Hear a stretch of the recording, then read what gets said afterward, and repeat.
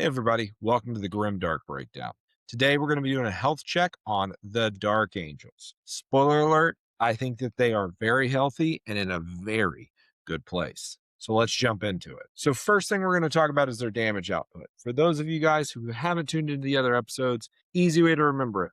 9 or 10, you're the best in the game. 7 or an 8, you're very good. When we get to the 5s and the 6s, you're probably the prey, but you're doing okay. If you're below that, you just don't do this one part of the game very well. Dark Angels, I think, have game into everything. We've got a lot of damage 3. We have access to good AP. We have access to good movement. So like they can get their damage in and do it well. Whether it be knights or black knights, Dark Angels, Ravenwing, the Lion, any of them. We do very well. Azrael hits like a truck, so damage is not really a problem we have. Now, if we're going to talk about durability, the Deathwing Knights and the Lion, very tough. Bikes are actually surprisingly durable and difficult to kill, so I think that they actually end up becoming a very good unit for us. Durability, I actually think we are one of the best in the game. Necrons are clearly the best, but they're also kind of busted, so they're playing a different game that we're all playing. I think you took Necrons out of the equation, I think we're one of the most durable armies in the game. We talk about speed. I actually think we're really good. I think we're right behind some of the better armies that are out there. We're a lot of competitive lists. The one I'm running, personally, runs a couple speeders. So I'm running currently 3 speeders. They move 14 inches. Running 3 sets of bikes, they go 12 inches, and they can advance and charge. So movement isn't a problem. We can get around the board. We can get where we need to do. So we can either score, deliver those punches, whatever it is. If we're talking about scoring ability, I actually think we also do very well. Combination of being tough and having movement lets us go. So for those of you that don't know, I break this down: 5 points for primary, 5 points for secondary. I give us a 4 and a 4. We actually have units that can go out there, stand on the middle, and be alive on the next turn to score those points. With a lot of units having access to north of 12 inches, 14 inches of movement, we can get onto a point, do a tempting target, get angles for a mark for death, whatever it may be. Internal balance, I actually think we're in a pretty good spot. The Lion is viable, Knights are viable, bikes are viable, speeders are viable. Every army has characters that just are there. And that's fine. It is what it is.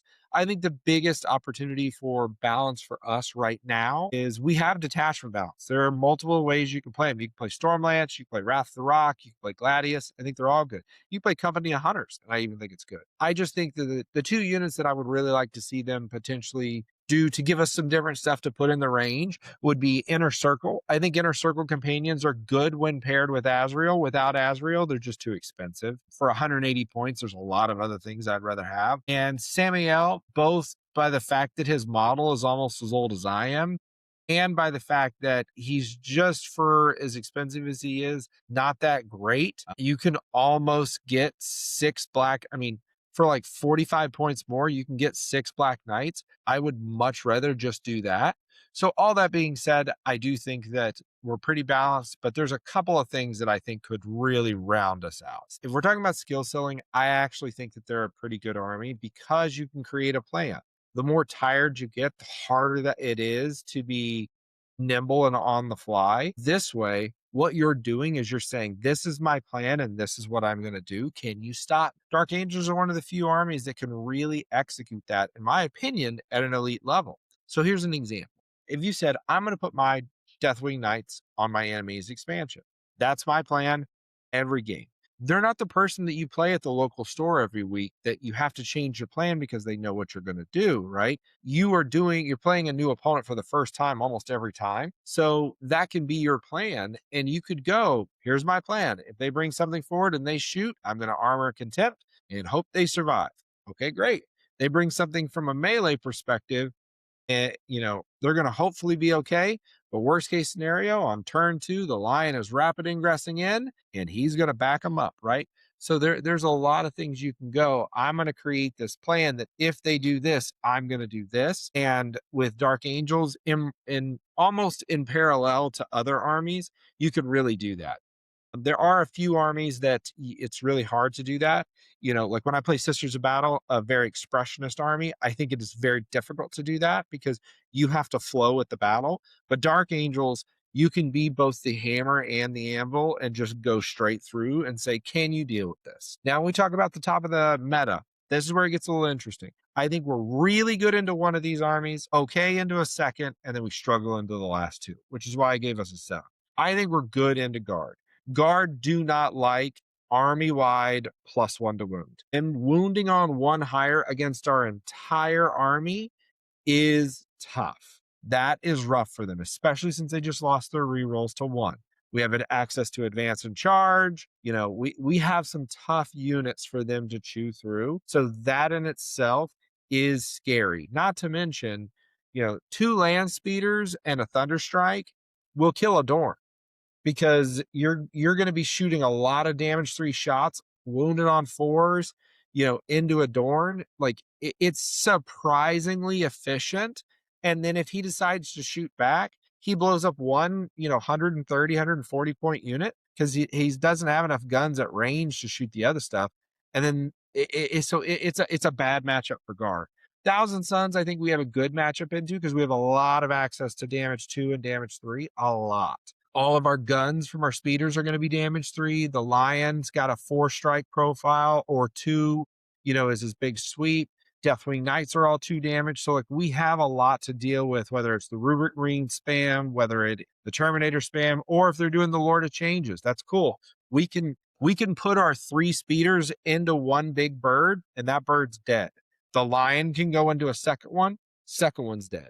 Then they have a real problem. I'm not even going to talk about Necrons. Everybody has a problem with Necrons. If you're playing a Necron player that is a good player and they're running, you know, a bunch of Catan right now, you need the will of the Emperor. Ultramarines are just better Space Marines, man. I don't see us winning into that game. I think the problem with Ultramarines are they're more efficient shooting. They have all the rules. And so they just become a very tough army to deal with. So consistency. I think consistency is one of the most important things. If you're just going to go play a local game of Bearhammer or a local game at the store, have some fun and rock at it, I think you know, you're going to be fine.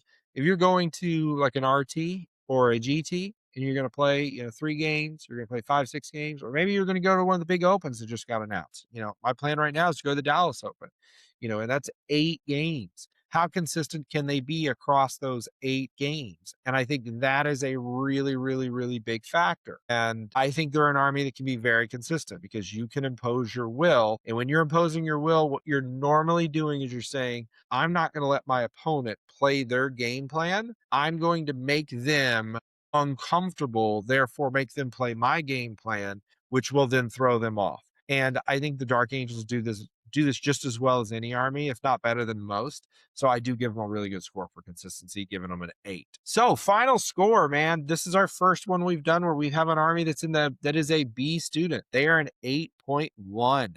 I think the Dark Angels are in a very healthy spot. I think, you know, heck, when I went to the Texas Open back in January, it was the best I've ever done at a tournament at a big GT, you know, finishing pretty high. And the gentleman that beat me won the entire tournament, and it was a mirror match. He was playing Dark Angels also. So like I think the army is in a good spot, man. I think for the first time we're really good. I don't think anything is broken or overtuned.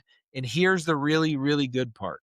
The 2 big predators that we had were Guard and Necrons. Guard losing the reroll 1s to wound immediately makes that matchup favorable for us. I think they're going to get tweaked, touched a little bit more here in a couple weeks in the next data slate. Necrons are clearly going to get nerfed. If Necrons leaves and is not the big predator that they were, we're going to be in a really good spot. I mean, a really good spot. My hope for us in the data slate coming up is that we don't get touched. They just ignore us. They forget about us. We don't exist.